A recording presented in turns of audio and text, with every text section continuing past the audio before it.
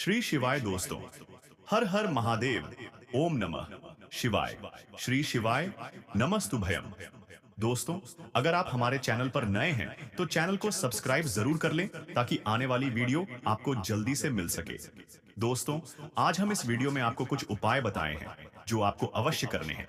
ध्यान से सुने, पूरा सुने। आधा अधूरा सुना हुआ कभी लाभ नहीं देगा। चलो चलते हैं, सुनते हैं दोस्तों। यदि आप भी अपनी लाइफ में कुछ नया सीखने की चाह रखते हैं तो इस चैनल को अभी सब्सक्राइब कर लें। दोस्तों, हमारे हिंदू रीति रिवाज के अनुसार सूर्य भगवान को जल देने का काफी प्रचलन है, जो काफी पुराना है।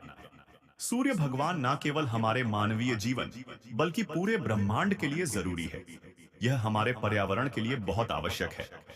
दोस्तों, भगवान सूर्य देव को जल चढ़ाते समय भूल से भी ना करें। यह गलतियां पुराणों के अनुसार कहा जाता है कि संसार के समस्त मानव को स्नान करने के पश्चात भगवान सूर्यदेव को अवश्य जल चढ़ाना चाहिए। तांबे के लोटे से जल चढ़ाना बहुत ही अच्छा माना जाता है। जल के साथ अक्षत एवं फूल मिश्रित कर भगवान सूर्यदेव को जल चढ़ाने से भगवान सूर्यदेव बहुत ही जल्दी प्रसन्न होते हैं। जल को चढ़ाते समय सूर्यदेव के मंत्र का उच्चारण भी करना चाहिए। इससे मन में ऊर्जा प्रवेश करती है।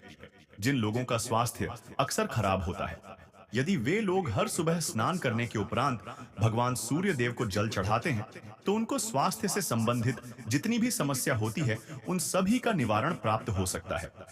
बहुत से लोगों की कुंडली में सूर्य की दशा ठीक नहीं होती। इन लोगों को अवश्य ही रोजाना स्नान करने के पश्चात भगवान सूर्य देव को जल चढ़ाना चाहिए। इससे उनके घर में जो भी खराबी है उसमें सुधार आ सकता। सवाल यह है कि सूर्य भगवान को कैसे जल चढ़ाएं एवं कब जल चढ़ाएं।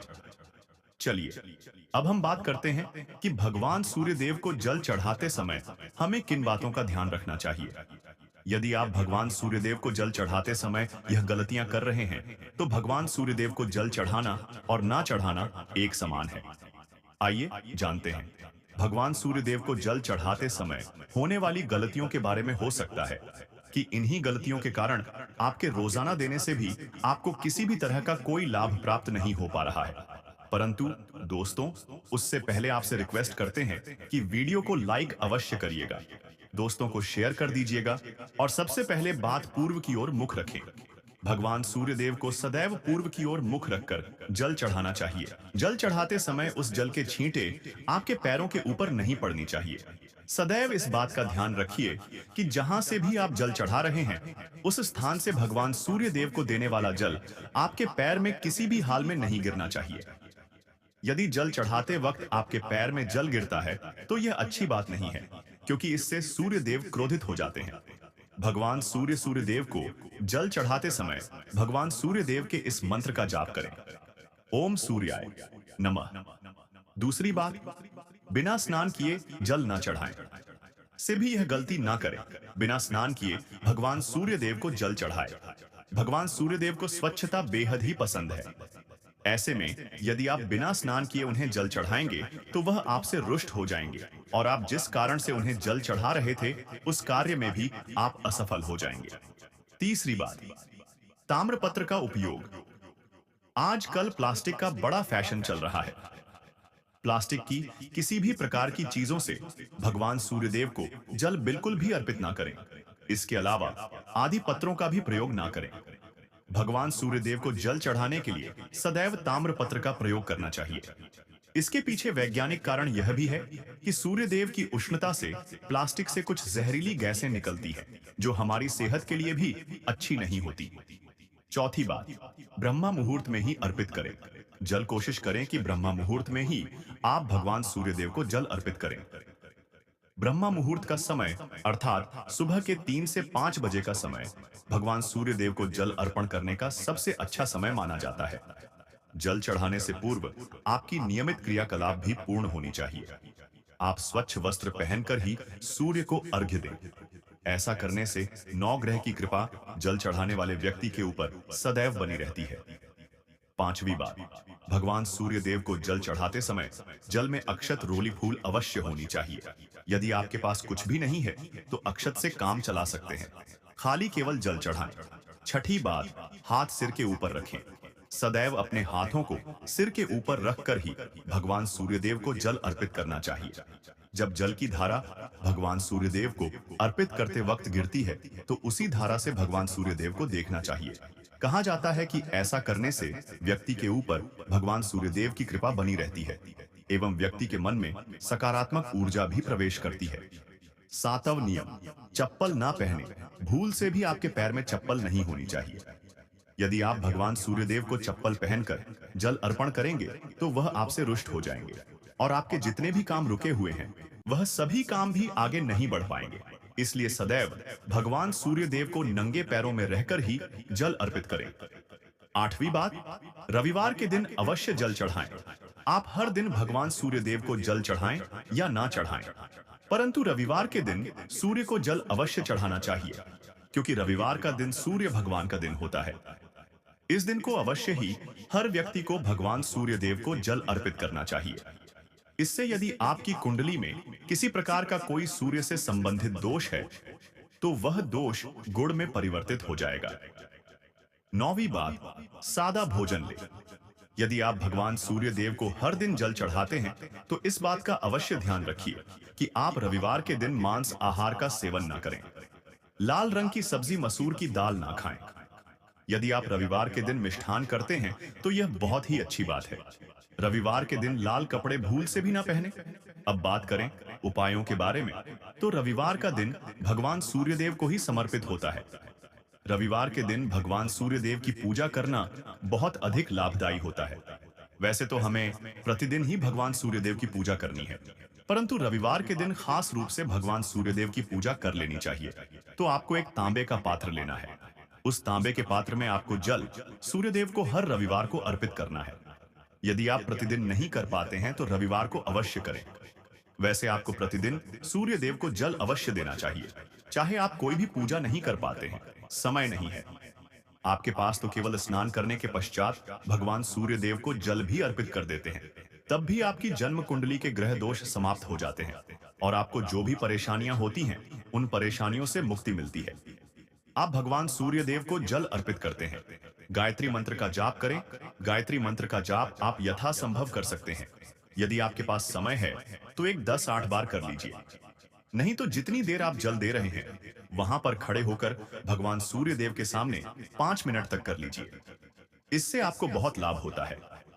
गायत्री मंत्र का जाप करने से, जैसे भगवान सूर्यदेव को जल अर्पित करते ही समय जब हम गायत्री मंत्र का जाप करते हैं, तो हमारी नौकरी में कोई बाधा आती है तो वह दूर होती है, नकारात्मक ऊर्जा दूर होती है। रविवार के दिन सुबह जब भगवान सूर्यदेव को अर्घ देते हैं, तो उसमें थोड़ा सा गुड़ मिला लीजिए। इससे क्या होगा? इससे आपकी सभी मनोकामनाएं पूर्ण होंगी। यदि आप भगवान सूर्यदेव को जल अर्पित करते हैं, उसमें थोड़ा सा गुड़ मिलाकर अर्पित करते हैं, तो आपकी सभी मनोकामना पूर्ण हो जाती है। भाग्य का साथ बहुत लोगों को नहीं मिलता है। बहुत से लोग प्रसन्न करते हैं कि हमारा भाग्य हमारा साथ नहीं देता है। ऐसे में भाग्य का कारक माना गया है, प्रबल कारक माना गया है भगवान सूर्यदेव को। तो जब आप भगवान सूर्यदेव को सुबह जल देते हैं, तो जल देते समय आपको गायत्री मंत्र का जाप करना है और उसके अलावा आपको भाग्य का साथ चाहिए।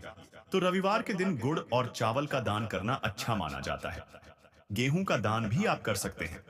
गेहूं और गुड़ का दान करना बहुत श्रेष्ठ माना जाता है और इसको करने से आपके सभी काम बनने लगते हैं। यदि आप यह दान करते हैं, तो सूर्यदेव की कृपा से आपके जो काम होते हैं, जो रुके हुए हैं, बनने लग जाते हैं। भाग्य का साथ आपको प्राप्त हो जाता है। यदि आपके आत्मविश्वास में कमी आ गई है, पराक्रम में कमी आ गई है और आत्मविश्वास आपका कमजोर होता जा रहा है, तो ऐसे में आपको चाहिए कि रविवार के दिन अपने माथे पर लाल चंदन का तिलक लगाएं। लाल चंदन जल में डालकर भगवान सूर्यदेव को अर्घ दे दीजिए और माथे पर भी आपको लाल चंदन का तिलक लगाना है। जब आप जल देते हैं भगवान सूर्यदेव को, तब आप उसमें लाल चंदन डालेंगे। जब सूर्यदेव को जल अर्पित करते हैं, तो उसके पश्चात उस तांबे के पात्र में थोड़ा सा जो लाल चंदन है, वह किनारे पर लगा होता है। जब हम कोई भी वस्तु डालकर अर्पित करते हैं, तो किनारे पर थोड़ा सा अलग ही जाता है। उस पात्र से ही अनामिका उंगली में आपको लाल चंदन लेना है और इसे अपने मस्तक पर लगाना है। यदि यह प्रतिदिन करते हैं, तो निश्चित बहुत शीघ्र आपके आकर्षण में वृद्धि होती है। आपके सभी काम बनने लग जाते हैं।